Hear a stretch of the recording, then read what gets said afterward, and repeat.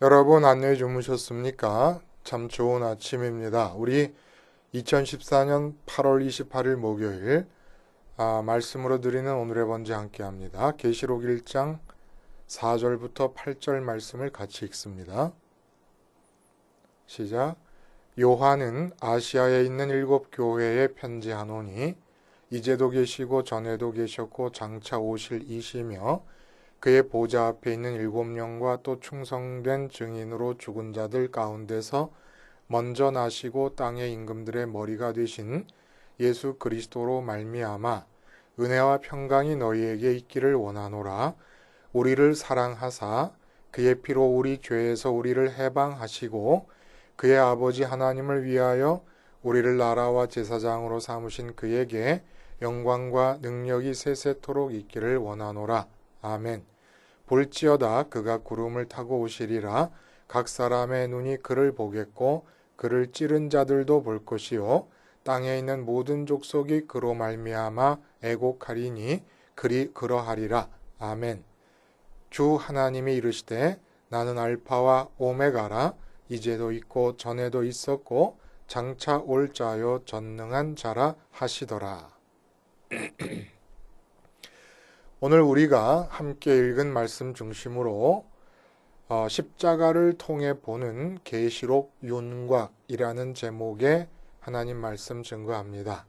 그러니까 오늘 계시록 내용의 전체적인 윤곽을 우리가 포착을 하는데 십자가를 통해서 그렇게 한다는 얘기입니다. 계시록을 개관한다는 얘기예요. 윤곽을 잡는다는 얘기가 개관한다는 그런 뜻 아닙니까? 십자가를 통해서 보는 계시록 윤곽. 여러분, 우리 애국가에 동해물과 백두산이 마르고 닳도록 하나님이 보호하사 우리나라 만세라고 하는 가사가 있습니다. 동해물이 언제부터 있었습니까? 하나님이 창조하신 이후로 있었겠지요. 백두산도 마찬가지고 앞으로 언제까지 있을까요? 주님이 재림하실 때까지 있을 겁니다. 근데 주님 재림이 언제인지 모르니까 얼마나 장구한 세월을 있게 될지 우리가 알 수가 없습니다. 그러니까 이 동해물과 백두산에 대해서 우리가 할 수 있는 얘기가 뭐냐 하면 현재 있지 않습니까? 백두산이 있고 지금도 제가 여기서 뛰어나가면은 한 20분 만에 바다에 도착할 수가 있거든요. 그 바다에 동해물이 있습니다. 이제 있습니다. 지금 있어요. 그리고 과거에도 있었습니다. 어제도 있었습니다. 그리고 당분간은 하여간 예수님 재림이 언제인지 모르니까 당분간은 있을 겁니다. 아무리 그 동해물과 백두산이 있는 기간이 오래되어도 그런데 오늘 본문에 말씀하시는 내용과 다른 것이 있어요. 뭐가 다르냐? 오늘 본문에 이렇게 말씀하시지 않습니까? 아시아에 있는 7교회 편지하노니 이제도 계시고 전에도 계셨고 장차 오실 이시며 하나님에 대한 묘사인데 이게 좀 특별합니다. 사복음서와 사도행전 빼놓고 로마서부터는 신약 성경이 다 서신인데 편지이기 때문에 편지마다 서두 부분이 있습니다. 근데 그 서두 부분에서 모든 문안 인사 속에 삼위일체 하나님이 어떤 방식으로든지 형태를 바꾸면서 언급이 되는데 오늘도 마찬가지로 요한계시록 그 계시록의 내용들을 계시받고 그 내용을 편지 형식으로 7교회에 보내는데 그 편지의 서두가 오늘 나오고 있습니다. 근데 그 편지의 서두에서 나오고 있는 하나님에 대한 언급이 이제까지 서신들 중에서는 볼 수 없었던 형태를 띠고 있다는 겁니다. 그게 뭐냐 하면 이제도 계시고 전에도 계셨고 장차 오실 이시며 장차 오실 이시라는 것은 미래가 우리에게 다가오는 것을 염두에 두고 한 말이에요. 내가 미래를 향해 간다고도 얘기할 수 있는데 여기서는 온다고 표현을 한 거지요. 온다고 하는 그런 느낌에서 생각을 한 거예요. 그냥 현재로 오고 있는 거니까 미래가. 그래서 결국 지금과 과거와 미래에 계시는 하나님으로 묘사를 합니다. 근데 이렇게 표현하는 것이 근데 백두산에게도 가능하지 않습니까? 동해물에게도 가능하지 않습니까? 백두산이 지금 있고 전에도 있었고 앞으로도 있을 것이고 동해물이 또 그렇습니다. 그러면 하나님께서 지금 계시고 전에도 계셨고 앞으로 오실 앞으로도 계실 분이라는 것, 이 표현과 백두산이 그렇다는 것과 다른 점이 뭡니까? 표현상은 똑같이 표현할 수가 있지 않습니까? 그런데 내용적으로 다른 점이 뭡니까? 백두산과 동해물은 아무리 오래전부터 있었고 지금도 있고 아무리 오랜 뒤까지 미래까지 있다고 할지라도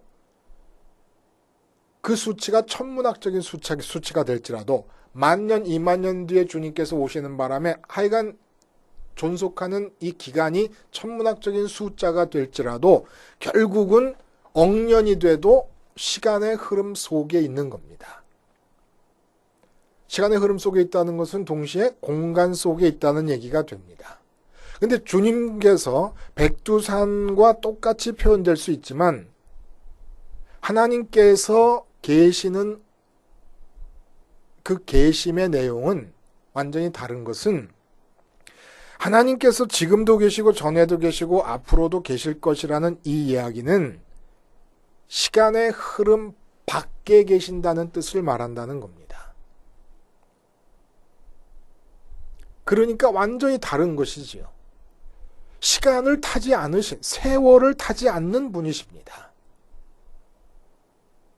세월을 타지 않는 분으로서 시간과 공간의 차원의 바깥에 계신 분이에요. 초월에 계신 분이라는 그런 뜻입니다.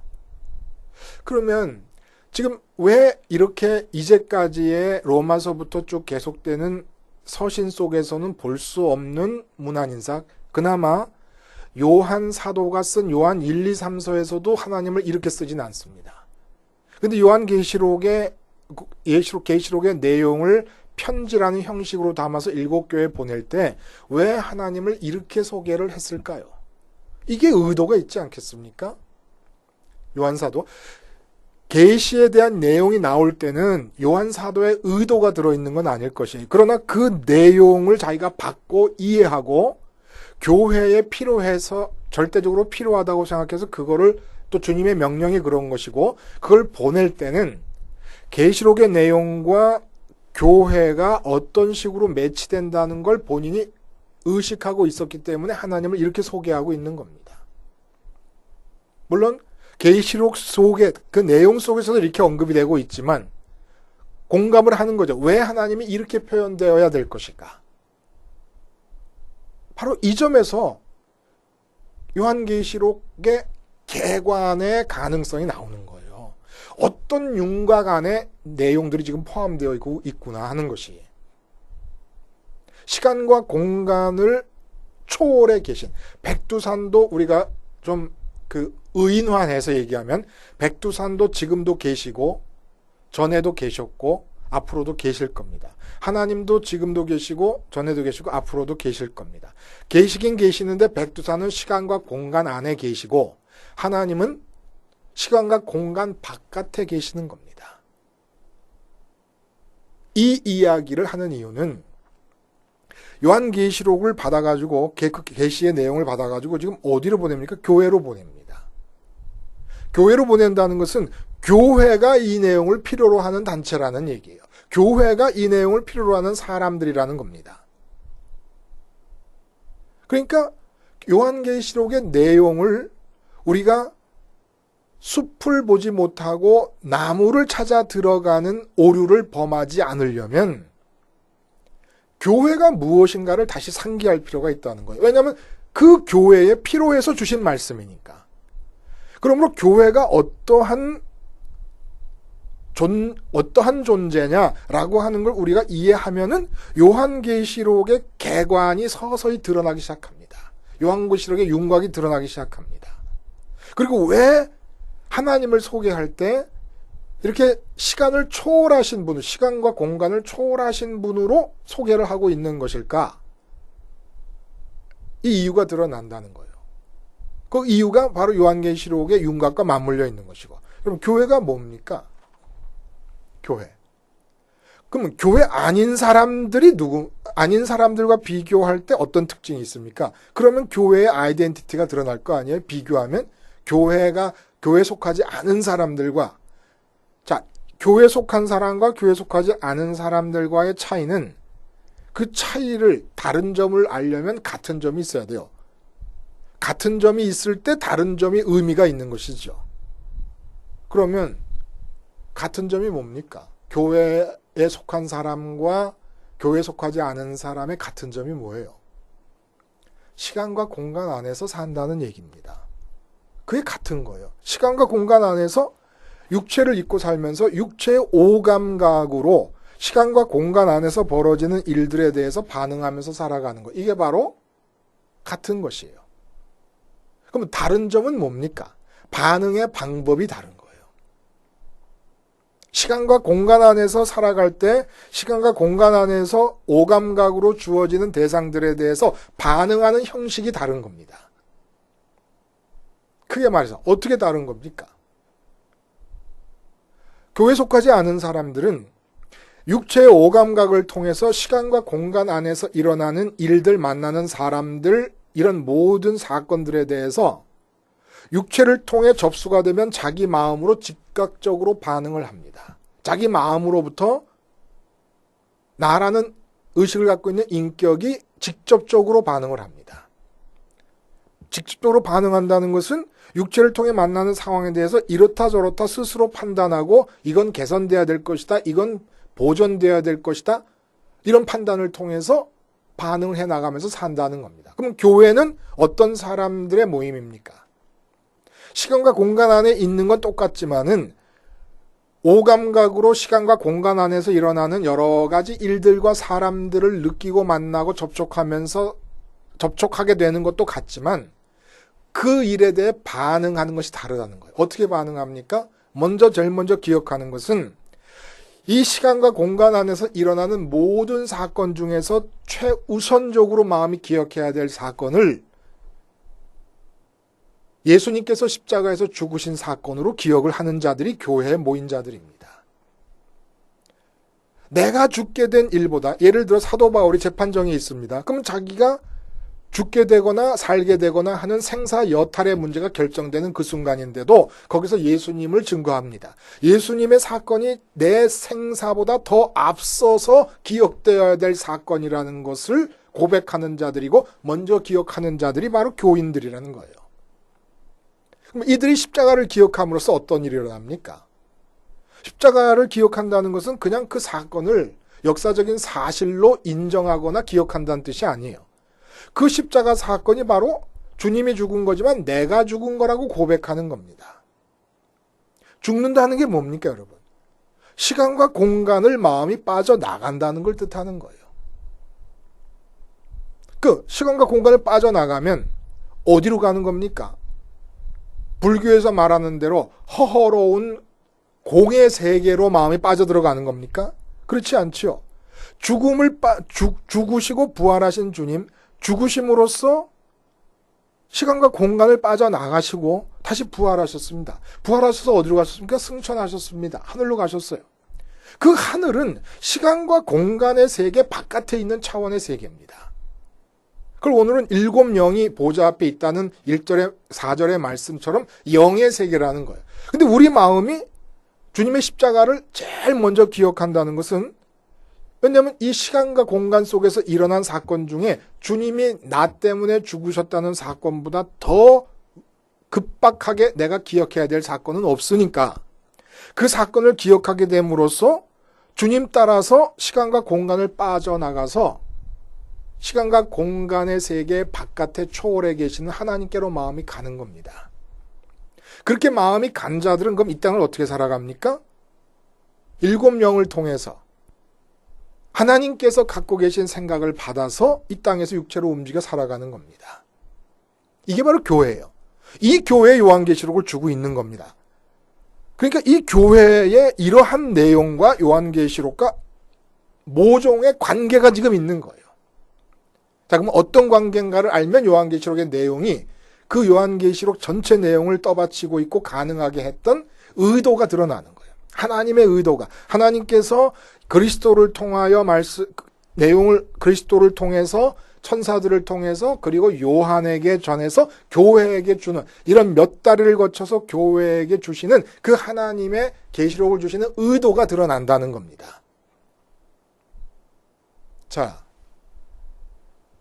이런 게 교회인데 이렇게 사는 사람들이 바로 교회를 이루고 있는데 뭐가 문제가 된 걸까요? 지금 요한은 예수님의 살아생전의 모습을 직접 경험한 어쩌면 마지막 인물이 될지도 모릅니다. 왜냐하면 이분이 100세니까 다른 여타의 사람들이 있다 할지라도 가장 영향력 있는 사람으로서 지금 사도 요한이 마지막 사람. 이 사도 요한이 죽고 나면은 교회 지도자층 내에서는 적어도 지도자층 내에서는 예수님을 직접 경험한 사람 한 사람도 없게 되고 교회는 이제 온전히 이 세상에서 일어난 예수님의 사건과 직접적인 연관성, 목격한다는 의미에서 직접 경험했다는 의미, 육체와 육체로 경험했다는 그런 의미에서의 관련성이 끊어져 버리고 맙니다. 이런 상황인데 외부적인 상황은 어떠냐? 도미티아누스 황제가 교회 박해를 로마 제국 전체로 정책적으로 실시해 가면서 교회를 탄압해 들어오고 있습니다. 이 상황에서 교인들이 앞에서 우리가 서신서에서 계속 읽어오면서 느꼈지만은 믿음을 버리는 경우가 나타납니다. 배교의 현상들이 나타나고 끔찍하게 사자밥이 되고 화형당하면서 죽어가는 그런 모습들, 내 이웃과 내 가족들이 그렇게 죽음 위협에 있으면서 과연 내가 교인으로서 이 십자가 복음에 대한 믿음을 지켜나가는 것이 옳은가 말 것인가에 대한 두려움이 안 생기면은 사람이 아닙니다. 이 두려움의 핵심 내용이 뭡니까? 십자가 복음을 제대로 받아들여서 우리가 마음이 시간과 공간을 빠져나가서 시간과 공간 바깥에 있는 하나님께 드리는 겁니다. 근데 그 하나님이 계시는 세계가 눈에 보이지 않고 귀에 들리지 않아요. 이 세계에 대한 확실성이 필요합니다. 순교가 왜 일어납니까? 그리고 순교의 의미가 뭡니까? 시간과 공간 안에서 살 수밖에 없는 인간들이 시간과 공간 바깥 세계를 시간과 공간의 세계보다 더 확실하게 마음으로 볼 수 있을 때 일어날 수 있는 게 바로 순교예요. 근데 우리가 마음을 십자가를 통해서 이 세상을 빠져나가서 시간과 공간 바깥의 세계에 둬야 되는데 그 바깥의 세계에 대해서 너무 우리가 아는 게 없다는 거예요. 느끼는 바도 없습니다. 감을 잡을 수가 없습니다. 이곳이 불확실하면 밖에서 박해가 들어오고 이런 환란이 닥칠 때 마음을 그곳에 둘 수가 없는 거예요. 그것이 불확실하니까. 이 고통이 너무 커지게 되면. 이게 바로 요한계시록이 성경 속에 포함되게 된 하나님의 섭리 안에서의 의도입니다. 그 세계를 보여주시는 거예요. 요한을 통해서 우리가 마음을 시간과 공간 바깥의 세계에 마음을 들이는 것이 믿음인데 왜냐하면 그곳에 하나님이 계시니까 어제도 오늘도 계시고 어제도 계시고 내일도 계시는 그 하나님이 계시는 그 세계에 마음을 들이는 것 이게 그리고 또 하나님의 사랑입니다. 하나님에 대한 사랑입니다. 이 시간과 공간 속에 있는 것들이 아니라 시간과 공간 바깥에 계신 하나님께 우리 마음을 드리는 것이 마음과 뜻과 힘을 다해 하나님을 사랑하는 거예요. 왜냐하면 그렇지 않는 한 시간과 공간 안에서 마음과 뜻과 힘을 다해 살아갈 것이니까.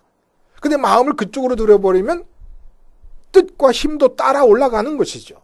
그 하나님께 드립니다. 근데 그 하나님이 계신 그 세계에 대한 확실한 마음의 확증이 없으면 어떻게 시간과 공간 속에서 일어나는 이런 시련들을 뚫고 나갈 수가 있고 순교를 할 수가 있겠습니까? 그러니까 순교를 허락하시고 환난을 허락하신 이유는 뭡니까? 하나님에 대한 보이지 않는 시간과 공간 바깥에 계신 하나님에 대한 우리의 사랑을 최고조로 고양시키려고 하시는 하나님의 사랑의 섭리 속에서 일어난 일이라는 거예요. 이런 상황에서 교인들은 내가 십자가를 통해 승천하신 예수님을 따라 마음을 가서 그 승천하신 예수님이 계신 하늘이라는 곳이 어떤 곳인가를 알고, 또 하나 필요한 것은 내가 십자가를 통해서 시간과 공간의 세계를 빠져나간다고 하는 것이 대적자들에게는, 오늘 본문에 보면은 7절에 예수님께서 구름 타고 오실 때 그를 찌른 자도 볼 것이라는 얘기예요. 그를 찌른 자는 예수님의 십자가에 달리신 몸을 진짜로 창으로 찌른 그 사람까지도 포함해서 예수님을 대적하는 모든 사람을 다 말합니다. 근데 예수님을 대적하는 모든 사람은 다 공중 권세 잡은 마귀의 하수인입니다. 그럴 때 내가 십자가를 붙잡고 마음의 시간과 공간을 빠져나가서 하나님께 마음을 드린다고 하는 내 개인적인 사건인 것 같은 이 사건이 전 세계 사람들의 마음을 공중에서 지배하고 있는, 우주적 차원에서 공중이라는 그 차원을 지배하고 있는 마귀에게 어떤 파장을 일으키고 있는가를 또한 보여주는 겁니다. 다시 말하면 우리가 지금 하나님을 보지 못하는 이유가 뭡니까? 시간과 공간의 커튼에 갇혀서 그래요. 그게 가려져서 그렇습니다. 근데 시간과 공간을 열어 젖혀버리는 겁니다. 요한에게 시간과 공간을 젖혀버리면서 요한 사도 자신은 사실은 계시록을 볼 필요가 없어요. 온전하신 믿음을 갖고 사셨던 분이시니까. 사도 바울과 사도 베드로도 마찬가지. 근데 우리 같은 사람들이 문제입니다. 조금만 문제가 있으면 보이지 않는 세계, 시간과 공간 바깥에 계신 하나님과 하나님 세계에 대한 의심이 생겨납니다. 환란이 생기고 어려움이 생기면. 그리고 아무리 그래도 이 세상의 돈 문제, 예를 들어 돈 문제가 급한 것만큼 하나님 나라가 그렇게 실감나게 그 존재가 느껴지지 않습니다. 그러니까 그렇게 되는 이유가 뭐냐면 하늘나라가 없는 것도 아니고 하나님이 안 계신 것도 아니고 지금 다 위에 계시고 하늘나라가 존재하는데도 안 되는 이유가 시간과 공간의 커튼으로 우리가 가려져 있기 때문에 그래요. 그래서 요한에게, 사도 요한에게 시간과 공간의 커튼을 젖히고 그 세계를 보여주는 겁니다. 뿐만 아니라 우리가 믿음으로 십자가에서 우리 마음을 시간과 공간의 이 세계에 대해서 죽고 시간과 공간 바깥에 계신 하나님께 마음을 드리는 이 사건이 그냥 내가 구원을 받고 있는 사건이고 구원받은 상태에서 사는 사건이고 나 개인의 사건이 아니라 나 한 사람이 이렇게 하는 것이 우주적 차원에서 공중에 권세 잡은 마귀의 세상에 어떤 파급 효과를 일으키고 있어서 마귀가 어떻게 반응하고 있는가. 지금도 내가 그렇게 살고, 직장에서 그렇게 살고, 가정에서 그렇게 살고 있을 때 십자가를 통해 마음을 하나님께 드리려고 할 때 우주적 차원에서 공중을 지배하고 있는 마귀의 세상에 지진이 일어나고 있고, 지진이 일어나는 걸 그대로 두고 있는 게 아니라 마귀가 우리를 공격해 들어온다는 겁니다. 이것도 시간과 커튼의 세계에 갇혀가지고 우린 보지를 못하고 있으니까 그걸 또 열어 젖히는 겁니다. 나 한 사람이 직장에서 가정에서 주님의 십자가를 가장 먼저 기억하고 시간과 공간 안에서 일어난 사건 중에 주님의 십자가 사건을 가장 먼저 기억하고 주님과 함께 죽음으로써 시간과 공간을 빠져나가서 하나님께 마음을 드리려고 할 때 마귀의 세상에서는 지진이 일어나고 있고 나비 효과로 난리 법석이 벌어지면서 그들이 얼마나 악랄하게 우리를 공격해 들어오는가를 커튼을 열어 젖히고 보여주는 겁니다. 그러니까 요는 도미티아누스가 문제가 아니라는 거예요. 지금 우리는 도미티아누스의 박해 앞에서 이 세상에서 살고 있을 때 돈 문제, 무슨 건강 문제 이런 문제 앞에서 마음을 하나님께 드리는 일을 다 뺏기고 시간과 공간 안에서 마음이 묶여버릴 수 있는 가능성이 있는데 지금 문제는 내가 그렇게 할 때 그냥 내가 믿음을 버리는 게 아니라 공중 권세 잡은 마귀가 승리를 하는 일이고 예수님의 복음이 무효화되는 사건이면서 시간과 공간 밖에 있는 진짜 세계가 우리에게서 완전히 상실되어 버릴 수 있다고 하는 어마어마한 일이 벌어진다는 거예요. 세계 차원과 차원의 전쟁이 일어나고 있는 중이라는 얘기입니다. 나 한 사람이 주님의 복음을 받아들여서 실제 생활 속에서 생활해 나갈 때 차원과 차원 간의 전쟁이 일어나고 있고 실제로 실제 차원이라고 얘기할 수 있는 참 세상이 바로 하나님이 계신 세상인 것을 보여주는 것이죠. 예를 들어 여러분 7절에 예수님이 구름을 타고 재림하실 때 각 사람이 본다 그래요. 각 사람이라는 것은 과거에 있었던 사람도 죽었던 사람들도. 예수님을 찌르고 한 지가 지금 이게 60년이 지난 시간대 아닙니까? 편지를 지금 쓰고 있는 이게. 근데 60년 전에 예수님을 찌른 사람도 볼 것이라는 거예요. 부활해서. 그리고 또 하나는 우리와 우리의 반대편에 있는 브라질. 월드컵 할 때 브라질에서 월드컵 하는 축구를 보려면 새벽 3시, 4시, 5시 이렇게 봐야 됐습니다. 그들은 밤중에 하는 축구 시합인데. 근데 예수님이 재림하실 때는 브라질 사람과 우리가 각 사람의 눈으로 방송을 통해서 동시에 보는 게 아니고 위성방송을 통해 동시에 보는 게 아니라 우리의 눈으로 본다는 거예요. 무슨 얘기입니까? 예수님이 재림하실 때는 공간의 세계가 찢어져 없어진다는 얘기입니다. 공간의 세계가 찢어 없어지면서 참 세계가 임한다는 거예요. 그럼 우리를 왜 시간과 공간의 가짜 세계, 일시적인 세계, 임시적인 세계에 가둬두고 계십니까? 지금 우리에게서 시간과 공간이 젖혀져 가지고 하늘나라 보호자가 보인다 그러면 하나님 믿지 않을 사람이 아무도 없습니다. 그건 믿는 게 아니고 하나님의 아름다움과 하나님의 영광스러움과 하늘나라의 좋음에 다 사로잡혀 버리는 것이죠. 그건 믿음이 아닙니다.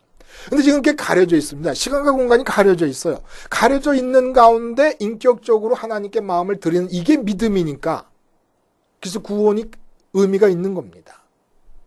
근데 하나님께서 배려를 베푸시는 거예요. 우리가 시간과 공간을 젖히고 우리 스스로가 진짜 하늘나라를 직접적으로 경험하지는 못하지만은 사도 요한에게 보여주심으로써 그 세계가 어떠하다라는 것을 사도 요한이 이 시간과 공간의 언어로 묘사를 하게 만듭니다.